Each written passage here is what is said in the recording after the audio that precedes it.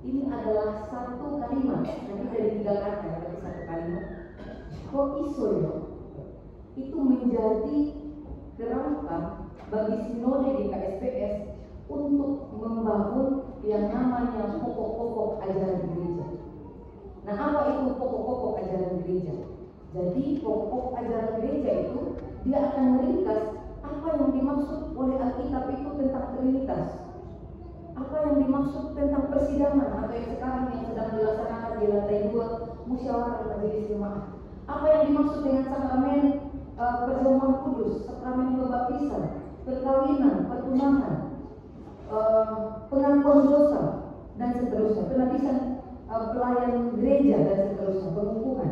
Nah itu pokok-pokok ajaran gereja itu merupakan ringkasan atau sari yang diambil dari Alkitab lalu dibuat menjadi pokok-pokok ajaran gereja. Sinode di KSBS ketika mereka mengambil sari itu, mereka menggunakan satu bingkai yang namanya koiso. Jadi ketika mereka akan membuat yang namanya pokok-pokok ajaran gereja itu, mereka membaca Alkitab ini, menyarikan isi Alkitab ini untuk menjadi pokok-pokok ajaran gereja di dalam kerangka koiso. Nah, pokok-pokok ajaran gereja itu penting Bapak Ibu, karena apa yang Bapak Ibu kenal sebagai yang namanya tata gereja, tata laksana dan seterusnya, itu tarikan dari pokok-pokok ajaran gereja. Makanya kalau ada jemaat yang bertanya kenapa tata gerejanya begitu-begitu, itu akan naik ke atas kepada pokok-pokok ajaran gereja. Masih kurang jelas Bu Pendeta. Maka di pokok-pokok ajaran gereja itu kita akan melihat rujukan ayat Alkitabnya. Jadi dari tata gereja naik ke pokok-pokok ajaran gereja, naik ke Alkitab. Kalau ada yang bertanya tentang isi sebuah tata gereja, karena sebenarnya tata gereja itu adalah turunan dari Alkitab ke pokok-pokok ajaran gereja dan itu. Salah satu produknya ada yang namanya tata gereja, tata dan kalau dikaji tata gereja dan tata laksana. Nah, koisoyo itu adalah sesuatu yang hari ini itu sangat penting bagi GKSBS. Itu dasar membangun pilar teologi. Jadi GKSBS itu punya 3 pilar: pilar teologi, pilar ekologi, dan pilar teknologi. Karena itu kalau masih ada gereja yang Sumatera bagian selatan masih ketinggalan misalnya di teknologi, dia perlu memperkuat pilar itu. Kalau ada di ekologi masih gereja yang masih kurang hijau, kita tidak memperhatikan untuk serapan air begitu, kita tutup semua dengan semen, kita cor, itu belum kuat dalam salah satu pilar dari ketiga pilar itu. Nah, pilar yang berbicara tentang koisoyo itu adalah pilar teologi. Nah, apa itu koisoyo Bapak Ibu dan Saudara yang dikasihi Tuhan? Jadi kalau Bapak Ibu tahu gitu ya, sejarah gereja ini ditulis, ada bukunya. Waktu saya bimbingan 400 sampai 500 halaman, saya baca itu bagus sekali isinya. Itu ditulis oleh seorang pendeta Belanda yang sudah diterjemahkan ke dalam bahasa Indonesia. Nama pendeta itu adalah pendeta Hugo Wehr. Nah, sinode GKSBS ketika dia menyatakan diri dewasa, dia ingin melepaskan diri dari sinode GKJ. Dan terjadi melepaskan diri dan dewasa itu, lalu dia berjalan dalam pertumbuhan. Sebagai anak-anak sinode yang baru, masih tanya kemana-mana. Lalu dia beranjak menjadi sinode yang masuk di usia remaja, dan beranjak menjadi sinode yang masuk di usia muda, dewasa muda. Nah, ketika masuk dalam tahap usia yang itu, dia mulai bertanya tentang identitasnya. Kalau kemarin ini Lomi, anaknya Pak Wadu yang jadi pendeta, masih ditempelkan, identitas itu ditempel. Maka ada pada titik tertentu sinode GKSBS merasa diri sudah dewasa, dia ingin mempertanyakan identitasnya. Siapa aku menurutku dan Tuhan, bukan yang ditempelkan oleh orang lain. Oh, ini turunan GKJ, GKJTU dan seterusnya, bukan yang itu. Aku mau tahu siapa aku dalam hubunganku dengan sang kepala gereja itu. Lalu mereka mengambil keputusan dalam sejarah sinode diturunkan di Klasika dan jemaat. Mereka turun ke jemaat. Mereka cari pelaku-pelaku sejarah, baik orang-orang utama yang masih ada saat ini, sore hari ini ada Bapak Pendeta, ada di belakang Pak Pendeta Jayang. Pak Pendeta Jayang. Ketutupan saya senang. Ya, Pak Pendeta Jaya gitu ya, salah satu pelaku sejarah, orang pertama yang ada dalam sejarah. Nah, seperti Pak Pendeta Jaya, seperti anak-anak Pak Pendeta Joswito yang ikut juga mengalami sejarah itu karena ayahnya menderita, sering diajak kemana-mana. Orang-orang yang seperti ini, generasi pertama, generasi kedua, generasi ketiga ini ditemui oleh para tim sejarah gereja di KSBS, lalu ditanya, diminta untuk dicerita tentang sejarah gereja yang mereka tahu, atau tentang sejarah transmigrasi yang mereka tahu. Nah, di dalam cerita itu ini luar biasa sekali Bapak Ibu. Kenapa muncul kok isu gitu ya? Jadi ketika tim ini turun, mereka berdiskusi, mereka mengajak orang-orang untuk bercerita. Muncullah cerita-cerita sejarah bahwa para transmigran ini mungkin 90%, berapa persen itu adalah orang-orang yang bukan seperti saya dan Bapak Ibu. Orang yang baik, yang hidup yang lurus, yang dekat dan kenal dengan Alkitab, yang punya pekerjaan, bukan seperti itu ternyata. Ternyata sebagian besar orang-orang yang dikirimkan mungkin juga melalui Trukajaya pokoknya. Ya waktu itu yang ditulis namanya untuk datang transmigran ke sini. Jadi transmigran yang dikirim ke sini, ternyata itu troublemaker. Itu orang-orang yang suka buat masalah di kampungnya di Jawa sana. Yang suka buat masalah di mana, makanya ada Semarang, makanya di sini ada Semarang gitu ya. Yang suka buat masalah di Mojokerto, di Kediri, dimanapun, mereka itu ditulis namanya, ada yang secara paksa atau terpaksa itu ditulis namanya untuk menjadi bagian di dalam program transmigrasi itu, dan mereka dikirim ke sini. Makanya kalau baca bukunya Pendeta Ugewer, orang ada pusing mengirimkan transmigran ke sini untuk kerja, tapi gak semua mereka tahu kerja, gak semua mereka punya etos kerja yang tinggi, karena mereka backgroundnya atau latar belakang mereka yang memang orang pemalas, orang yang suka buat masalah.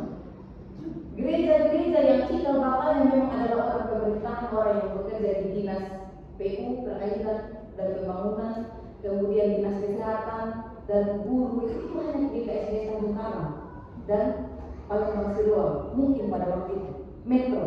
Sisanya itu orang-orang yang seperti itu. Dan Bapak Ibu juga saudara yang dikasihi Tuhan, kok iso yo?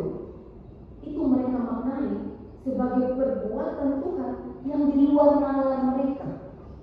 Kami, orang-orang yang terlempar dari Pulau Jawa ke atas tanah, ke atas bumi Sumatera bagian selatan, Tuhan melari kami, menemukan kami, membentuk kami menjadi satu paguyuban.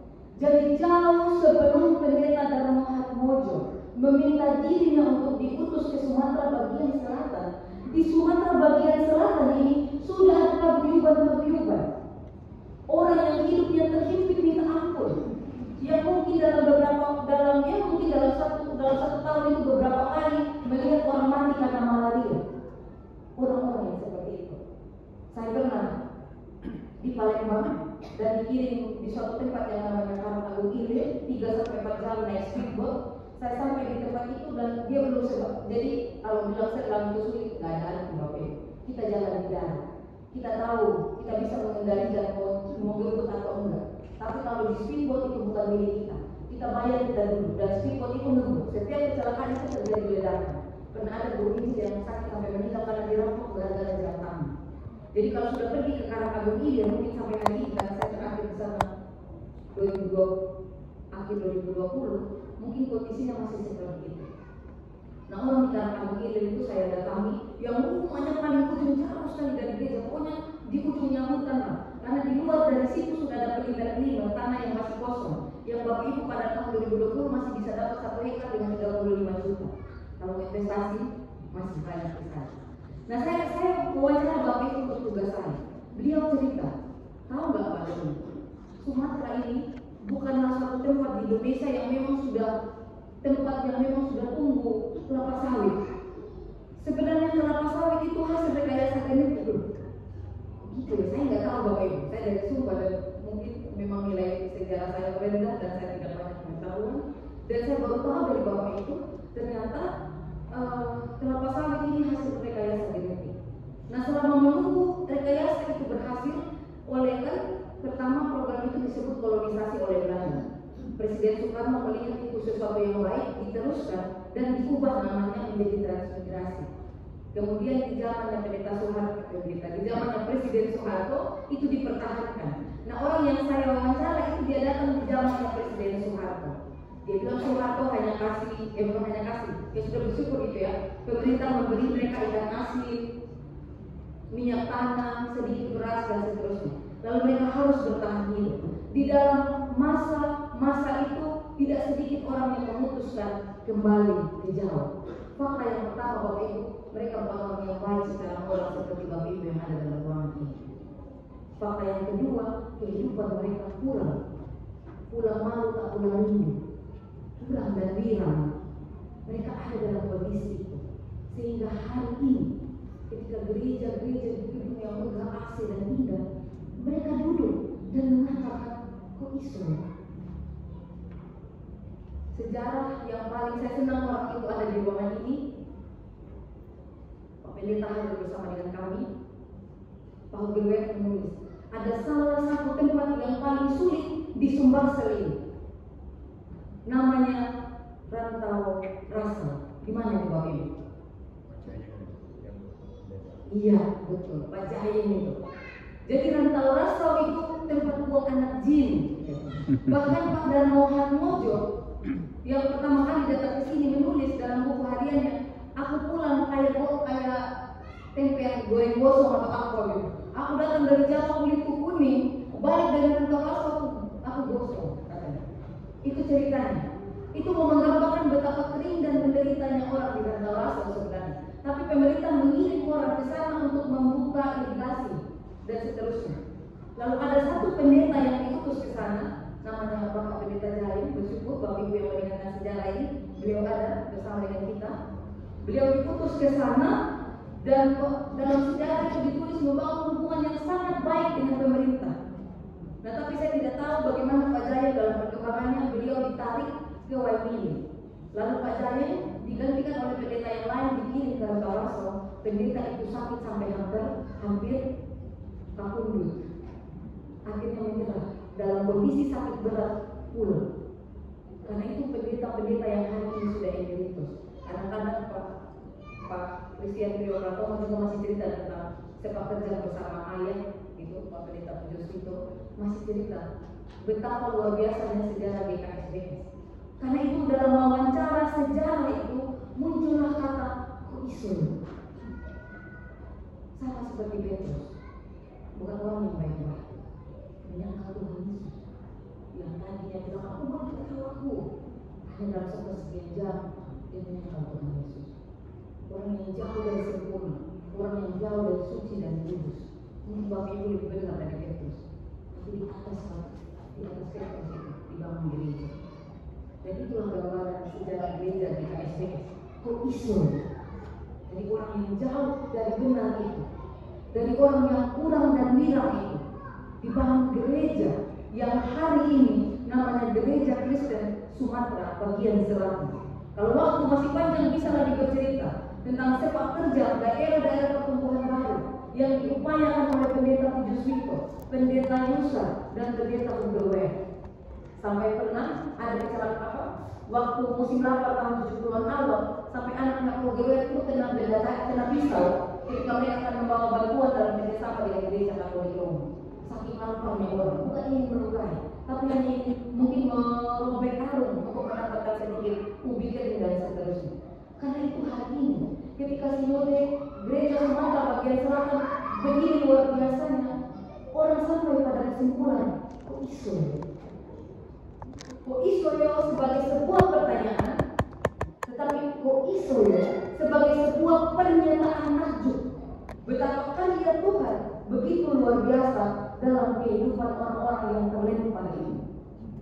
Terlempar dari tanah kelahirannya menuju bumi Sumatera bagian selatan, digelari oleh Tuhan, ditemukan oleh Tuhan, dan oleh Kristus kepala gereja itu sendiri dibangun menjadi gereja Kristen Sumatera bagian selatan. Jadi koiso itu adalah ringkasan dari kalimat panjang yang bercerita tentang perjumpaan jemaat dengan Allah Tritunggal. Itu sejarah. Tema kita sore hari ini adalah menghadirkan hikmat Tuhan dalam mengukir sejarah. Nah, kalau hari ini tanggal 5 Januari 2025 saya bercerita peristiwa dari tahun 30 sampai hari ini tentang bagaimana tumbuh kembangnya GKSBS, kita melihat dalam ketakjuban. Kita melihat bagaimana sejarah itu diukir dalam hikmat Allah. Mereka bukan orang yang mengikut pulang, tapi mereka orang yang pulang dan bilang yang Allah temukan dan menjadikan diri mereka bermartabat. Di dalam martabat itu sekarang saya dan ibu berpikir, kita bukan lagi orang yang pulang dan bilang. Bahkan GKSBS Tanjung Karang berani membuat visi menjadi berkat bagi masyarakat. Kok iso ya? Gereja yang kurang, jemaat yang kurang dan wirang. Kurang itu miskin melarat, wirang itu malu. Amsal tadi mengatakan bahwa orang yang miskin itu mereka orang yang tetapi yang menjadi kebinasaan bagi orang melarat ialah kemiskinan. Dikatakan kebinasaan kemiskinan itu. Tetapi luar biasa perbuatan Tuhan dalam kehidupan GKSBS. Bahkan GKSBS Tanjung Karang berani membuat visi menjadi berkat, bukan untuk sesama orang Kristen saja, tetapi menjadi berkat bagi masyarakat. Itu ada di depan warta jemaat yang Bapak Ibu terima semua. Kok iso ya? Betapa luar biasanya Tuhan dalam perjalanan gereja. Gereja Kristen Sumatera bagian selatan dan terlebih khusus Gereja Kristen Sumatera bagian selatan Jemaat Tanjung Karang telah menghadirkan hikmat Tuhan dalam mengukir sejarah.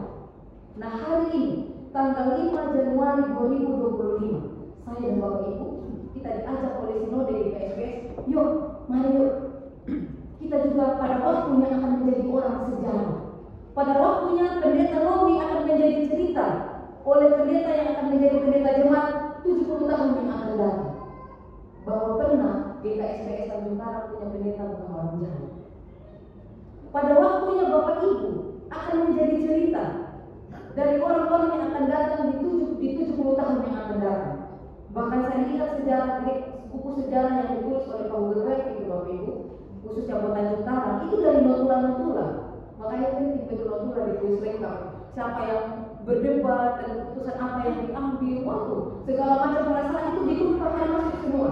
Jadi kita masuk, jadi 500 halaman Bapak Ibu nggak akan bosan membacanya. Kita masuk dalam emosi. Jadi buku itu bukan sedang bercerita waktu ini, tanggal ini, tanggal itu. Dia bukan bukunya Power Web, bukan buku sejarah yang membosankan. Itu kalau kita baca novel ada konflik di dalamnya. Persis betul seperti persidangan di Yerusalem dalam kisah para rasul. Dinamika keras ketegangan yang terjadi sampai akhirnya kita dewasa menjadi GKSBS melepaskan diri dari GKJ. Itu ditulis, diambil dari notula. Saking lengkapnya notula, semua orang yang ngomong itu ditulis. Jadi ketahuan dulu siapa yang marah gitu ya.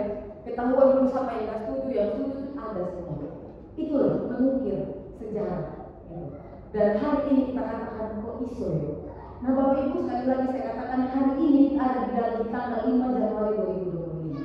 Sinode GKSBS mengajak seluruh warga jemaat di wilayah Sumatera bagian selatan ini. Kita akan menjadi sejarah nanti di akhir tahun. Nah karena itu dari awal tahun ini kita sudah diwanti-wanti. Itu nggak wanti-wanti. Kita sudah diberikan sebuah antisipasi bahwa ingat, apapun yang kita perbuat putuskan hari ini dalam kehidupan kita akan menjadi sejarah. Karena itu Mazmur 10 ayat 12 sampai 21 ini akan menjadi bekal untuk kita. Supaya sejarah yang kita tinggalkan, cerita yang kita tinggalkan itu ada dalam rangka hikmat Allah. Itu alasan kita membaca Amsal 10 pada hari ini. Bicara mengenai Amsal. Amsal itu ada 375 Amsal atau 375 pas ayat. Di dalam 375 ayat ini Bapak Ibu yang sudah rajin, saya tahu di sini banyak yang hafal dengan Alkitab, ada yang sudah sampai mau belasan kali enggak hadir beliau. Kebetulan karena beliau cerita, tapi Bapak Ibu yang lain belum bercerita kepada saya, begitu. Jadi sudah hafal sekali dan tahu betul bahwa Amsal ini memang 375 bukan ulang-ulang. ulang-ulang bicara kekayaan, ulang-ulang bicara kebodohan, ulang-ulang bicara kemiskinan, bicara lidah dan kata-kata, bicara integritas dalam rumah tangga dan sebagainya. Hanya itu diulang-ulang selama 375 ayat Bapak Ibu. Tetapi apakah Amsal itu? Ya, kita secara cepat, secara sederhana kita melihat Amsal. Amsal itu adalah satu dari kitab hikmat yang ada di dalam Alkitab ini.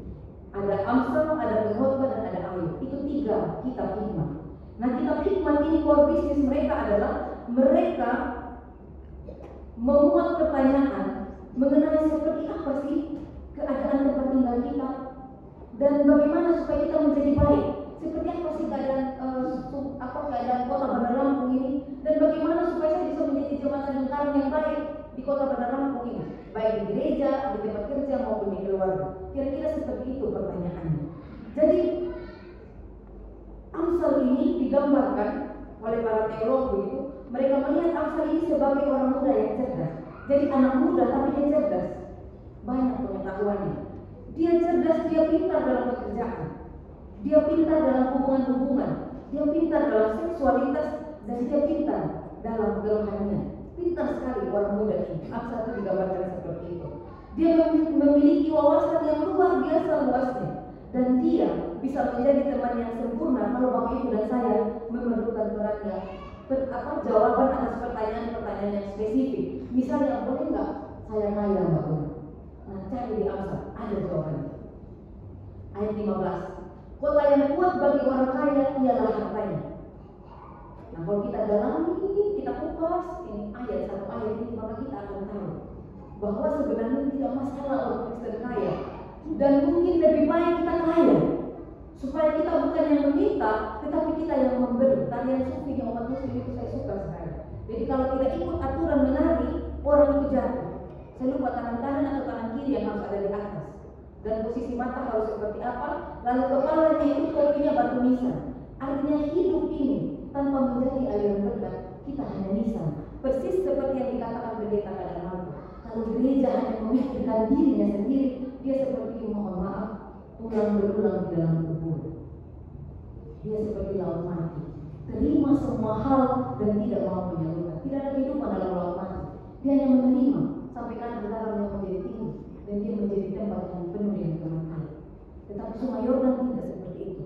Dia hanya menjadi saluran berkat. Jadi yang menjadi tembok bukan harta, tetapi Tuhan. Kalau kita lihat rumah-rumah benteng-bentengnya orang Israel, Bapak Ibu, ini bentengnya dan di bawah saluran air. Makanya kalau yang suka nonton The Titan dan seterusnya, lihat musuh ada masuk dari gorong-gorong air. Air itu ada di bawah. Air itu ada di bawah. Yang besar, yang kokoh, yang kuat itu bentengnya. Jadi kalau bicara orang Kristen boleh kaya, harus jadilah saluran berkat Tuhan, gitu ya. Jadilah saluran air yang mengalir dari Tuhan menuju, tumpah-tumpahlah kemana-mana, melampaui batas-batas suku, melampaui batas-batas agama dan seterusnya. Tetapi ingat, yang harus menjadi kota bentengmu adalah pemberi berkat. Amsal mampu menjawab itu. Dia sahabat kita ketika bertanya tentang pertanyaan-pertanyaan spesifik.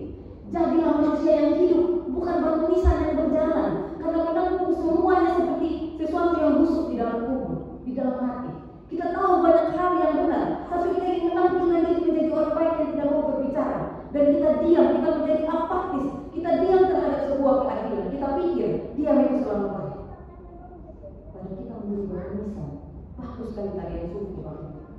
Pokoknya topi di atasnya itu lambang batu nisan. Dan itu mirip sekali dengan teologi aliran berkat. Jadi ini Amsal luar biasa dia menjawab ya kehidupan kita. Lalu saya pikir tanpa baca satu-satu Bapak Ibu, kita dapat memahami Amsal ini ya. Bibir orang yang berpengertian, terdapat hikmat, tetapi pentung tersedia bagi punggung orang yang tidak berakal budi. Lalu ada siapa yang mengindahkan didikan, dia menuju jalan kehidupan. Tapi siapa yang mengabaikan teguran, dia tersesat. Gak mau ditegur, ya pasti tersesat. Mas jangan lewat situ. Itu nanti di depan ada ular yang lepas malam dan baru ditemukan. Enggak, aku cepat. Jalan aja, ternyata dipakai ular. Itu sederhana sekali begitu. Jangan lewat situ. Gitu. Saya sudah menjadi orang tua sekian puluh tahun. Anda rumah tangga muda, dengar.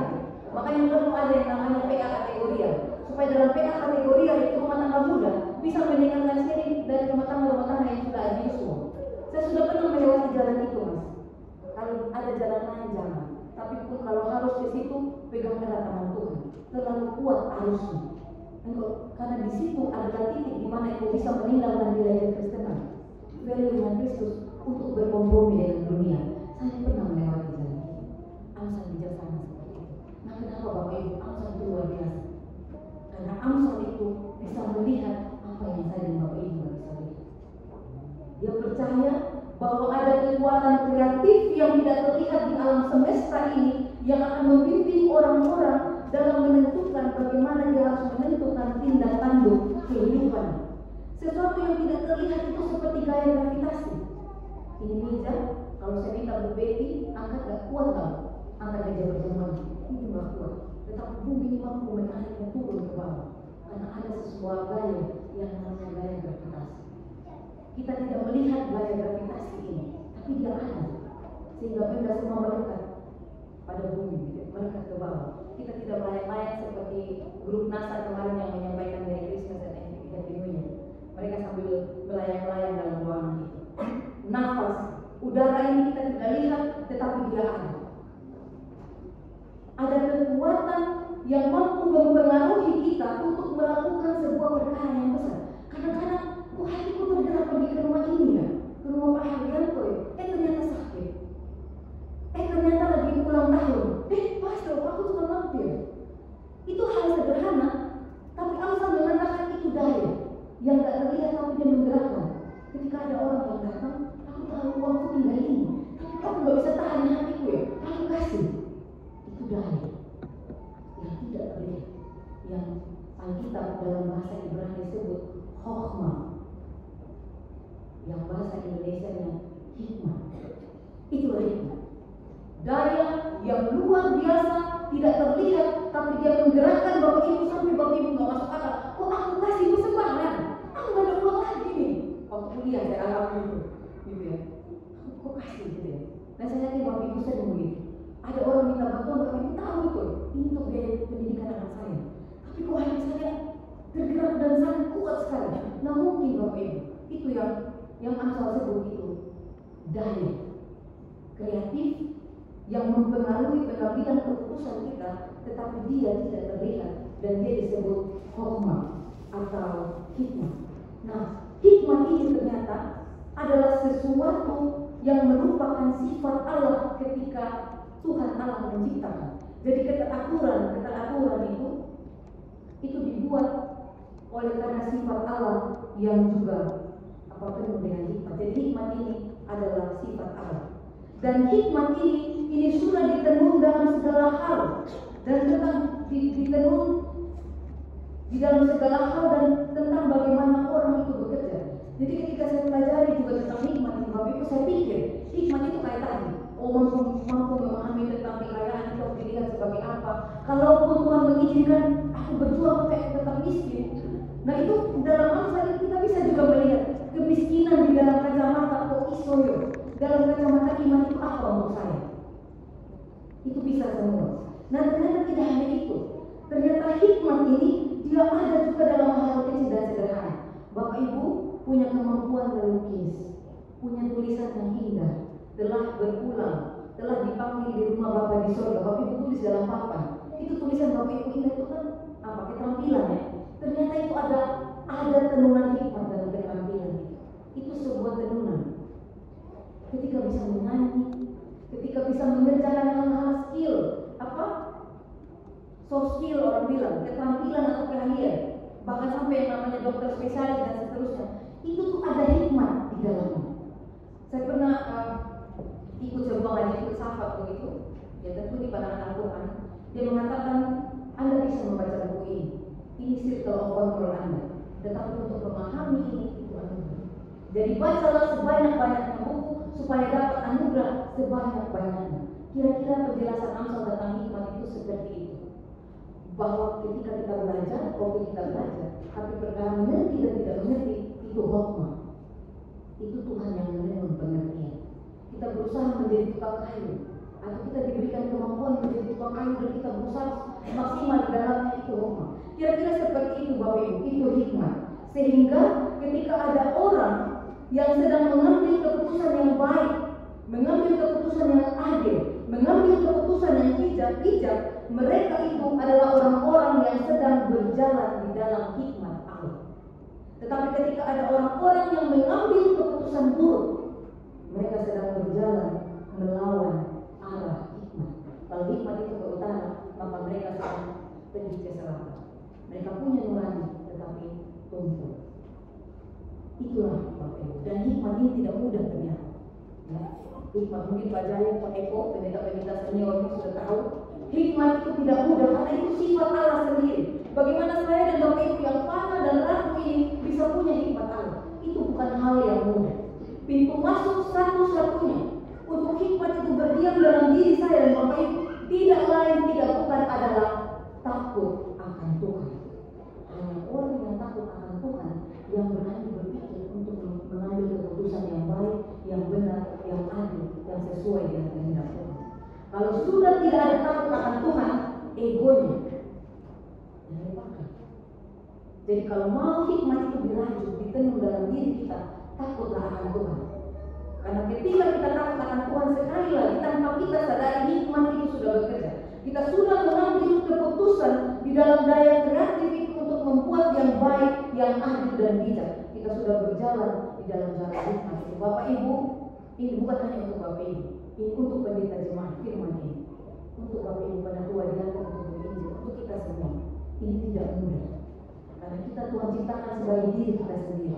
Dan setiap hari ada daging pendeta dan roh pendeta yang berperan. Demikian juga Bapak Ibu. Makanya menghadirkan hikmat Tuhan dalam mengukir sejarah, Amsal 10 ini dikirim untuk kita bersama-sama renungkan di KSD Sumbaksel, supaya dalam mengukir sejarah sepanjang tahun 2025 ini boleh kita jatuh jangan, tapi jangan sampai terjadi. Kita terus saling mengingat. Itu fungsi dari sebuah persekutuan. Kita satu dengan yang lain, kita saling mengingatkan untuk terus berjalan di dalam hikmat Tuhan. Karena Amsal ini memang dunia yang hitam putih. Semua orang yang berbuat salah, keliru, itu akan terima hukuman, konsekuensi. Dan semua orang yang berbuat benar, berbuat baik, dia akan mendapat reward. Di dalam 375 Amsal, itu semua yang dibicarakan. Kamu berdosa, kamu berhukum, kamu baik, kamu diberkati. Begitu terus. Walaupun nanti Ayub dan kitab hikmat yang lainnya akan memperjelas lebih dalam, tapi dari Amsal ini yang dikatakan. Dan dari setiap tindakan kita ada efek untuk orang lain dan ada benefit atau pengaruh untuk diri kita sendiri. Jadi selamat mengukir sejarah di dalam hikmat Allah sepanjang tahun 2025 ini. Kalau ada peristiwa yang luar biasa dalam kehidupan kita dan mengatakan kok iso ya, nikmatilah. Karena di bagian kok iso ya itu adalah titik-titik di mana kita berjumpa dengan wajah Tritunggal itu. Amin buat firman Tuhan saat teduh untuk kita.